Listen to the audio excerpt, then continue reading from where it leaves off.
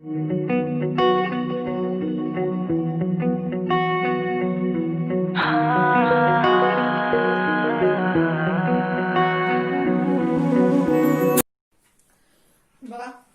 काही प्रश्न बघतोय आपण. Check if the following relations are functions. हे रिलेशन फंक्शन आहे की नाही हे आपल्याला चेक करायचं. मग आता हे रिलेशन आहे. So 2 is related to -3, 1 is related to 1, -1 is related to 1, then 0 is related to 2 and -2 is related to 5 and these two are extra elements. मग आता हे रिलेशन फंक्शन आहे की नाही बघा. Every element is related. याला प्रत्येक डोमेन मधला, रिलेशनच्या डोमेन मधला प्रत्येक एलिमेंट रिलेटेड आहे. इथे एकही एक्स्ट्रा एलिमेंट नाही. आणि दुसरी कंडिशन काय, तर every element is related to one and only one element. बघा बरं, प्रत्येक एलिमेंट मधनं एकच एरो बाहेर पडलाय ना, म्हणजे हा एक एलिमेंट इकडच्या एकाच एलिमेंटशी रिलेटेड आहे. So this is function. म्हणजे आपण याला म्हणणार कसं, since every element is related to one element of set codomain, so this relation is function. म्हणजे आपण याच्या सोल्युशन मध्ये असं लिहिणार, सिन्स एव्हरी एलिमेंट ऑफ, याला काय तर आपण ए आणि बी म्हणूयात.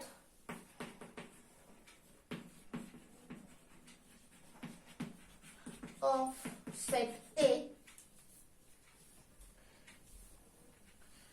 इज रिलेटेड म्हणा किंवा असोसिएटेड म्हणा, related to one element of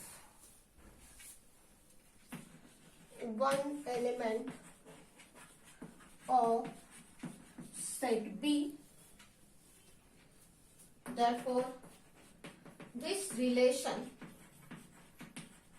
is function. या रिलेशनच्या ऐवजी पुस्तकातला शब्द आपला काय, रिलेटेडच्या ऐवजी असोसिएटेड. तुम्ही तिथं असोसिएटेड शब्द वापरला तरी चालेल. दुसरं एक्झाम्पल आहे बघा. हे रिलेशन आहे, डोमेन मध्ये आहे P, Q, R आणि S. तर कोडोमेन मध्ये आहे A, B, C, D आणि E. मग आता काय झालं बघा, P is related to A, Q is related to C, R is related to B, again R is related to D and S is related to E.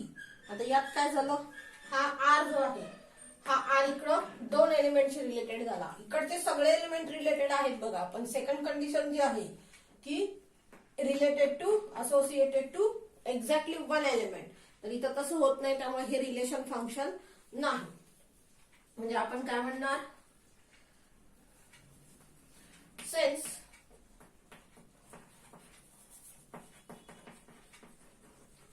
Element R is associated with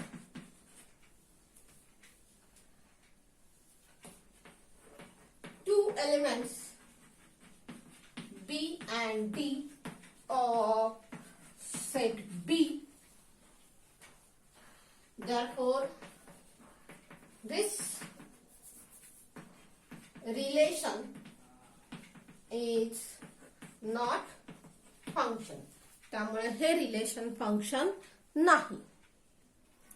बघा पुढचा प्रश्न आहे, which sets of order pair represent functions. तुम्हाला जर एखाद्या order पेअरचा असा set दिला असेल तर हे फंक्शन आहे की नाही चेक करायचं आहे. From set A to B. तर A आहे 1 2 3 4 आणि B आहे -1 0 1 2 आणि 3. मग या दोन सेट मध्ये, म्हणजे इकडं A असेल आणि इकडं B असेल, या दोन सेट मध्ये तुम्हाला एक रिलेशन दिलेलं आहे आणि एक ऑर्डर पेअरचा सेट दिलाय त्या रिलेशन वरून. मग आता बघा, इथं 1 2 3 आणि 4 आहे, इथे -1 0 1 2 आणि 3 आहे. मग पहिली ऑर्डर पेअर आहे आपली 1 0, दुसरी आहे 3 3, मग आहे -1 सॉरी 2 -1 4 1 आणि 2 2.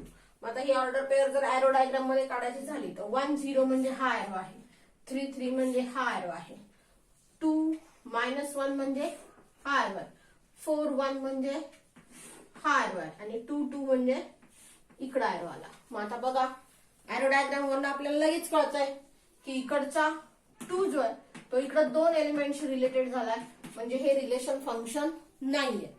बरोबर. मग आता हेच आपण कसं शोधणार आहे, तर जर याची ऑर्डर पेअर लिहायची म्हणली तर एक ऑर्डर पेअर असेल 2 - 1 आणि दुसरी असेल 2 2. बरोबर आहे ना. ऑर्डर पेअर मध्ये लिहिताना काय झालं, हा 2 ऑर्डर पेअर असतील म्हणजेच आपली फर्स्ट एंट्री रिपीट झालेली आहे. मग फर्स्ट एंट्री जर रिपीट झाली असेल तर हे रिलेशन फंक्शन होत नाही. हे तुमच्यासाठी केलेलं आहे, तुम्ही असं परीक्षेत केलं साईडला तरी चालेल. मग आपण काय म्हणणार आहे की this relation is not function because 2 is related to 2 different elements. So this relation is not function since this 2 असं लिहूयात वाटल्यास, since element 2 of A is related किंवा आपण म्हणूया associated to -1 and 2 of set B. That is, वाटल्यास असं लिहिलं तरी चालतं, since first entry is repeated. आपण असं म्हणूया की element 2 of first entry is repeated. त्यामुळे काय झालं, हे रिलेशन फंक्शन नाही. बघा पुढचं एक्झाम्पल आहे, दुसरी ऑर्डर पेअर आहे 1 2, 2 - 1, 3 1 आणि 4 3.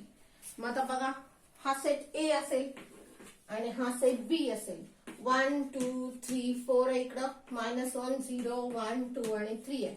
पहिली ऑर्डर पेअर आहे 1 2 म्हणजे हा एरो इकडे आला, 2 - 1 म्हणजे हा एरो आला, 3 1 म्हणजे हा एरो आला आणि 4 3 म्हणजे हा एरो आला. बघा बरं, एरो डायग्राम वरून आपल्याला लगेच कळतंय हे फंक्शन आहे का, तर आहे. कारण ए मधले सगळे एलिमेंट काय झालेत तर रिलेटेड झालेत आणि एकाच एलिमेंटशी झालेत. इकडे एक्स्ट्रा चालतं ना, म्हणजे हे काय आहे तर फंक्शन आहे. So this relation is function since every element of set A is associated with 1 and only 1 element of B.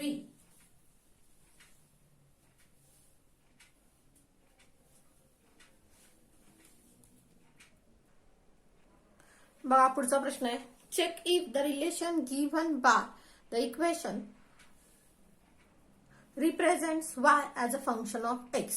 हे जे तुम्हाला इक्वेशन दिलंय हे इक्वेशन एक फंक्शन आहे की नाही, आणि हे पण फंक्शन कोणाचं तर y as function of x. म्हणजे y ची व्हॅल्यू काढायची आहे इन टर्म्स ऑफ x. म्हणजे आपल्याला असा फॉर्म्युला काढायचा आहे, y = f ऑफ x = काय असेल तो फॉर्म्युला आपण जो तयार करतो 2x + 2 असला काहीतरी जो फॉर्म्युला तयार करतो तो फॉर्म्युला आपल्याला हा फाइंड करायचा. मग y totally in terms of x find करायचं. आता बघा तुम्हाला काय काय दिलंय तर 2x + 3y = 12 दिलाय. मग याच्यावरून टोटली x ची किंमत y ची किंमत काढायची. मग हा जो 2x आहे तो आपण पलीकडे नेऊयात, म्हणजे 3y = काय होईल 12 - 2x. म्हणजे LHS ला फक्त आपल्याला y दिसला पाहिजे म्हणून आपण तो 2x पलीकडे नेला. पुन्हा y = काय होईल बघा, 3 न पलीकडे नेला 3 तर y डिनॉमिनेटरला जाईल म्हणजे 12 - 2x/3 होईल. आता बघा बरं, मी x ची किंमत काही ठेवली, सपोज x ची किंमत मी 0 ठेवली. सपोज x ची किंमत जर 0 असेल तर y किती येईल बघा बरं, इथं 0 झालं बरोबर. 12 - हे टोटली 0 होणार /3 म्हणजे y ची किंमत आली 4. किंवा मी x ची किंमत 1 ठेवली तर हे 1 ठेवलं तर इथे किती येईल 10 येईल का बघा, हे 2 होईल ना, म्हणजे हे 12 वजा 2 10 झाले, 10/3 म्हणजे y किती आला त्यावेळेस तर 10/3 आला. म्हणजे मी x ची किंमत कुठलीही ठेवली तर मला एकच y मिळतोय ना. x ची किंमत वेगवेगळी ठेवली की त्याचा करस्पॉन्डिंग y मला एकच मिळतोय. म्हणजे होतंय काय बघा, माझं हे फंक्शन तयार होतंय. 0 is related to 4, 1 is related to 10/3. म्हणजे माझ्या ह्या प्रत्येक x ला मला y मिळत जाणार आहे. आणि असं होणार नाही की इकडची x ची एक किंमत ठेवली तर मला y 2 मिळत आहेत. म्हणजे माझं फंक्शन हे असं होणार नाहीये, कारण असं फंक्शन झालं की ते फंक्शन होत नाही ना, ते फक्त रिलेशन राहतं. म्हणजे प्रत्येक वेगळ्या x ला मला प्रत्येक वेगळा y मिळणार आहे. त्यामुळे हे रिलेशन काय झालं तर एक फंक्शन झालं. So for every x we can find, we get unique किंवा डिफरंट काही म्हणा, unique value of y, unique value of y. So this is function. Therefore y is function of x. त्यामुळे काय झालं तर y हे x चं function आहे. दुसरं फंक्शन घेतलं बघा, x plus Y square equal to 9. हे आपलं इक्वेशन आहे. मग आपल्याला y ची किंमत काढायची आहे, म्हणजे y स्क्वेअर इथं ठेवूया, x पलीकडे नेला, म्हणजे y स्क्वेअर इक्वल टू काय होईल, हे सोल्युशन मध्ये आपण परत इक्वेशन लिहिणार. y स्क्वेअर इक्वल टू झालं 9 मायनस x. आता नुसत्या y ची किंमत काढायची, सो y इक्वल टू काय होईल रूट ऑफ 9 मायनस x. पण हे रूट काढताना आपल्याला 2 रूट काढावे लागतील, एक असेल प्लस आणि दुसरा असेल मायनस. मग आता बघा, मी x ची एक किंमत ठेवली, फॉर एक्झाम्पल आपण सगळ्यात सोपी ठेवूयात 0. x ची किंमत 0 ठेवली तर y किती मिळेल बघा बरं मला, इथं 0 आला म्हणजे हे रूट 9 झालं. मग रूट 9 म्हणजे किती झाले 3 आले, म्हणजे प्लस आणि मायनस 3 झाले. म्हणजे मला y किती मिळाला तर प्लस आणि मायनस 3 मिळाला, म्हणजे एक 3 मिळाला आणि दुसरा मायनस 3 मिळाला. मग मी जर डायग्राम काढायचं म्हटलं तर होणार काय, 0 is related to 3 and again 0 is related to -3. मग आता हे रिलेशन फंक्शन असेल का, कारण इकडचा एक एलिमेंट इकडच्या 2 एलिमेंटशी रिलेटेड होणार आहे. प्रत्येक x ची तुम्ही अशी व्हॅल्यू ठेवली की प्रत्येक वेळेस 2 y मिळत आहेत आपल्याला, कारण एक प्लस असेल दुसरा मायनस असेल, म्हणजे इकडचा एक एलिमेंट इकडच्या 2 एलिमेंटशी रिलेटेड होतोय. त्यामुळे हे रिलेशन फंक्शन होणार नाही. त्यामुळे आपण काय म्हणणार की फॉर एव्हरी, हे आपण नाही लिहायचं, हे तुमच्यासाठी चाललंय, हे परीक्षेत लिहायचं नाही. For every value of x we get 2 values of y. Therefore y is not a function of x.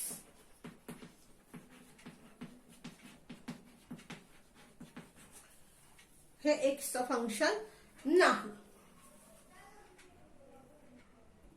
पुढचं बघा, if f of m equal to m square minus 3m plus 1. एक फंक्शन दिलं आपल्याला, म्हणजे हे असं असेल, y equal to F of X म्हणतो ना आपण नेहमी, त्याच्याऐवजी m दिलंय. म्हणजे थोडक्यात काय, इकडचा एलिमेंट m आहे आणि इकडचं y आहे, आणि आपल्याला या y चा फॉर्म्युला दिलाय काय तर m square minus 3m plus 1 असा आपल्याला फॉर्म्युला दिलाय. आणि त्याच्यावरनं एफ ऑफ 0 काढायचंय. एफ ऑफ 0 म्हणजे आपल्याला y ची किंमत एफ ऑफ 0 म्हणजे काय येणार आहे तर इकडे 0 असेल तर इथला करस्पॉन्डिंग y किती असेल ते काढायचं. इथला नंबर आपण बदलू शकतो, m ची व्हॅल्यू आपल्याला दिली आहे 0, त्याच्यावरनं त्याचा करस्पॉन्डिंग y काढायचा. मग बघा काय काय दिलंय, एफ ऑफ m किती आहे m square minus 3m plus 1. मग एफ ऑफ 0 म्हणजे m शून्य झाला ना, म्हणजे याच्यामध्ये m ची किंमत 0 ठेवायची. So 0 square minus 3 into 0 plus 1 म्हणजे हे टोटली 0, हे टोटली 0 आणि प्लस 1 म्हणजे किती झालं तर हे 1 झालं. सो एफ ऑफ 0 किती झाला तर 1 झाला. सेम असंच दुसरं काढूयात, एफ ऑफ -3. पुढचं काय विचारलंय तर एफ ऑफ -3 म्हणजे आता पुन्हा m ची किंमत किती करायची तर -3 करायची. मग पुन्हा सोल्युशन हे असंच येणार. एफ ऑफ एम आपण लिहिणार आणि आता एम च्या जागेवर किती लिहायचा तर -3 लिहायचा. सो एफ ऑफ -3 एम च्या जागेवर -3 लिहायचं आहे. म्हणजे या आणि या एम च्या जागेवर पुन्हा -3 आला. So -3 square -3 into -3 plus 1. So -3 square is 9. हे मायनस आणि हे मायनस झालं प्लस 3 आणि 3 झाला 9 प्लस 1 9 दुने 18 आणि हा झाला 1 19. सो एफ ऑफ -3 किती झाला तर 19 झाला. पुढचं एखादं बघा. F of x plus 1. आता एम ची किंमत किती झाली तर एक्स प्लस 1 झाली आहे. सेम तसंच करत नाहीचं. एफ ऑफ एम लिहिला किती आहे एम स्क्वेअर -3m प्लस 1. आता आपल्याला काय काढायचंय तर एफ ऑफ एक्स प्लस 1 काढायचा आहे. म्हणजे या एम च्या जागेवर किती लिहायचंय तर एक्स प्लस 1 लिहायचंय. म्हणजे या आणि या एम च्या जागेवर एक्स प्लस 1 आलं पाहिजे. मग इथं आलं एक्स प्लस 1 चा स्क्वेअर कारण एम चं स्क्वेअर आहे त्यामुळे एक्स प्लस 1 चा स्क्वेअर होणार. पुन्हा -3 आणि एम झाला एक्स प्लस 1 आणि प्लस 1. आता ह्या ब्रॅकेटचा स्क्वेअर केला पाहिजे पहिल्यांदा आपल्याला. ब्रॅकेटचा स्क्वेअर किती होईल बघा x square plus 2x plus 1. आपल्या सगळ्यांना स्क्वेअर करता येतो. पुन्हा या -3 न मल्टिप्लाय केलं -3x -3 प्लस 1 किती होईल बघा एक्स स्क्वेअर. हे झालं -x आणि हे 2 -3 झालं -1. म्हणजे एफ ऑफ एक्स प्लस 1 किती झाला तर एक्स स्क्वेअर -x -1.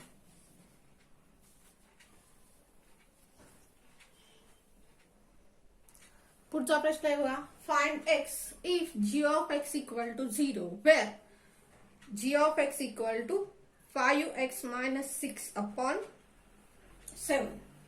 x ची व्हॅल्यू फाइंड करायची. कशासाठी कधी तर g of x काय होतंय 0 होतंय. म्हणजे जर एखादं फंक्शन तुम्हाला असं दिलं असेल हे g फंक्शन आहे from set a to b तर हा जो इकडे x आहे इकडं y असेल y equal to g of x आहे तर याची किंमत इथं 0 होते. मग म्हणजे y ची किंमत 0 होते. मग y ची किंमत कुठल्या x ला 0 होते तो x तुम्हाला फाइंड करायचा की कुठल्या x ला तुमच्या y ची किंमत 0 होईल. मग आता बघा काय काय दिलंय तर g of x equal to 5x minus 6 upon 7. पण g of x किती आहे since g of x equal to 0 आहे. g of x 0 दिला म्हणजे ही किंमत 0 आहे. म्हणजे थोडक्यात याची व्हॅल्यू 0 झाली आहे. So 0 equal to 5x minus 6 upon 7. त्या 5x minus 6 upon 7 जो आहे त्या सगळ्याची किंमत झाली 0. मग हा 7 इकडे ट्रान्सफर केला तर इथं 0च होणार आहे. इक्वल टू काय इकडं 5x minus 6 येईल. मग हे साधं इक्वेशन फक्त आपल्याला सोडवायचं आहे आणि x ची किंमत काढायची. म्हणजे हा -6 जो आहे तो इकडे नेला तर 5x इक्वल टू काय येईल 6 येईल. म्हणजेच x ची किंमत किती आली तर 6 अपॉन 5 आली.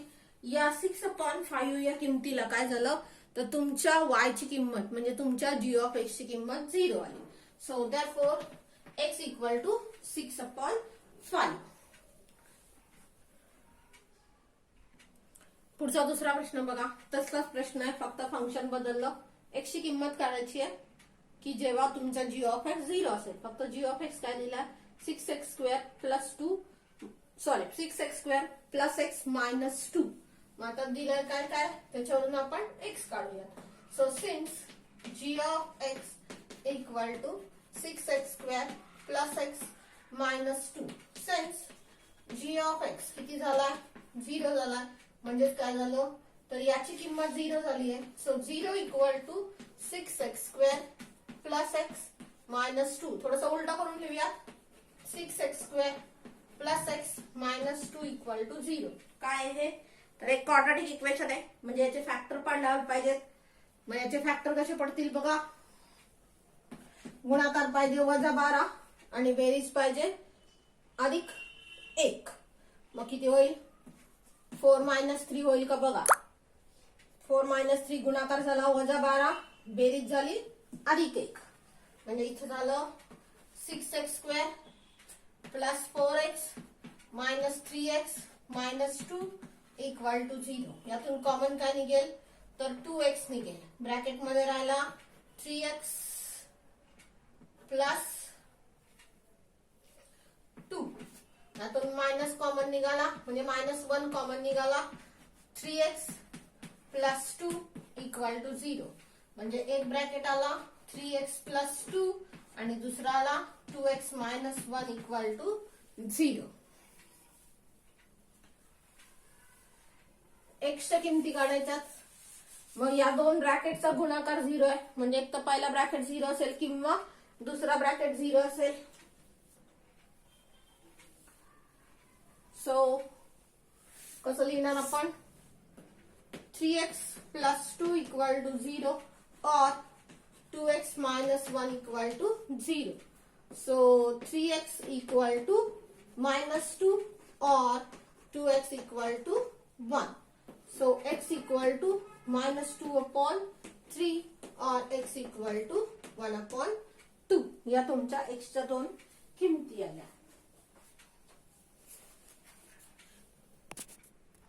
पुढचा एक्झाम्पल बघा. g(x).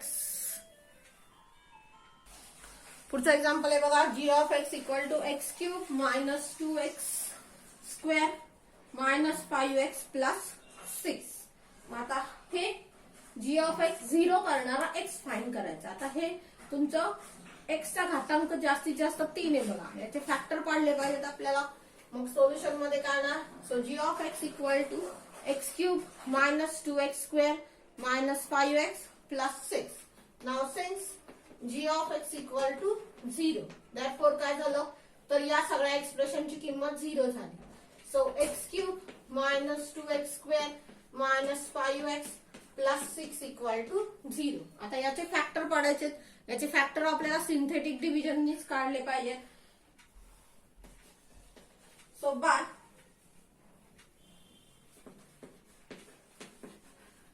सिंथेटिक डिव्हिजन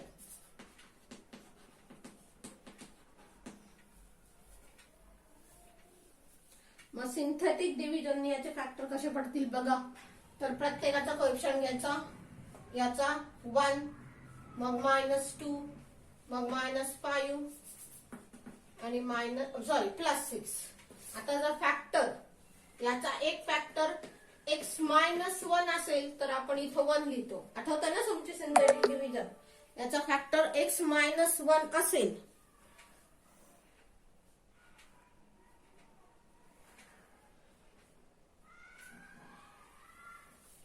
तर आपण इथं 1 लिहितो. मग चेक करून बघू याचा फॅक्टर येतोय का. हा 1 ऍज इट इज. या दोघांचा गुणाकार इथं आला 1. या दोघांची बेरीज झाली -1. या दोघांचा गुणाकार आला -1. या दोघांची बेरीज झाली -6. या दोघांचा गुणाकार आला -6. याची बेरीज झाली 0. बघा, शेवटची बेरीज जर 0 होत असेल तर तो फॅक्टर असतो. म्हणजे x - 1 हा फॅक्टर आहे. म्हणजे इथं कसं झालं? तर x³ याचे फॅक्टर डायरेक्ट लिहूयात वाटल्यास. x - 1 एक आला आणि दुसरा काय आला? तर हा कॉन्स्टंट, याला x ने गुणायचं आणि याला x² ने गुणायचं. म्हणजे फॅक्टर काय झाले बघा. तर हे जे x³ - 2x² -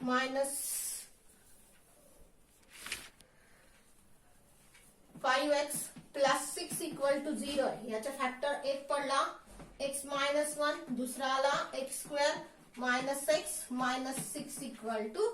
0.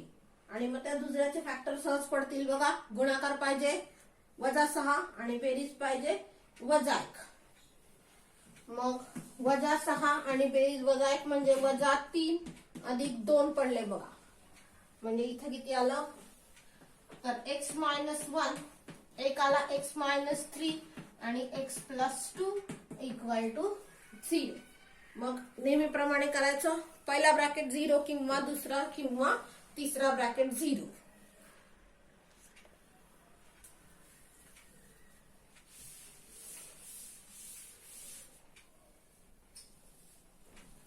So x minus 1 equal to 0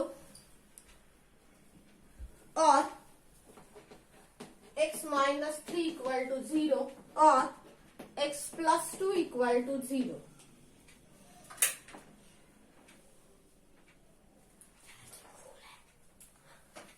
So x equal to 1 or x equal to 3 or x equal to minus 2 अशा तुमच्या x च्या किमती झाल्या. तुमचा प्रश्न आहे बघा, find x if g of x equal to f of x. दोन फंक्शनची व्हॅल्यू y ची व्हॅल्यू सेम येते. कुठल्या x च्या व्हॅल्यूला दोन y च्या व्हॅल्यू या दोन वेगवेगळ्या फंक्शनच्या सेम येत आहे ते आपल्याला बघायचंय. बघा f of x दिला x⁴ प्लस 2x स्क्वेअर आणि g of x आहे 11x स्क्वेअर. मग आता फंक्शन दोन्ही तर दिली आहेत ना. So f of x equal to x⁴ plus 2x square and g of x is 11x square.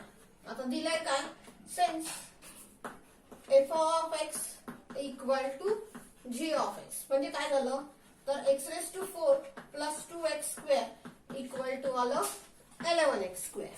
दोन्ही फंक्शन सेम झाले. आता हे फक्त सिम्प्लिफाय करायचंय आपल्याला. मग हे इकडे घेऊयात म्हणजे x⁴ प्लस 2x स्क्वेअर आणि हे इकडे आलं तर मायनस 11x स्क्वेअर होईल इक्वल टू 0. म्हणजे किती होईल बघा, तर हे x⁴ minus 9x square equal to 0 झालं. आता पहिली टर्म बघा x⁴ आहे आणि दुसरी x स्क्वेअर ची टर्म आहे. यातून x स्क्वेअर कॉमन निघेल बघा, म्हणजे होईल कसं, तर x स्क्वेअर जर कॉमन निघाला, x⁴ मधून x स्क्वेअर कॉमन निघाला तर शिल्लक राहिला x स्क्वेअर आणि इथं काय राहिलं -9 इक्वल टू 0. मग आता ह्या दोन ब्रॅकेटचा गुणाकार आहे ना 0, म्हणजे एक तर पहिला ब्रॅकेट 0 असेल किंवा दुसरा ब्रॅकेट 0 असेल.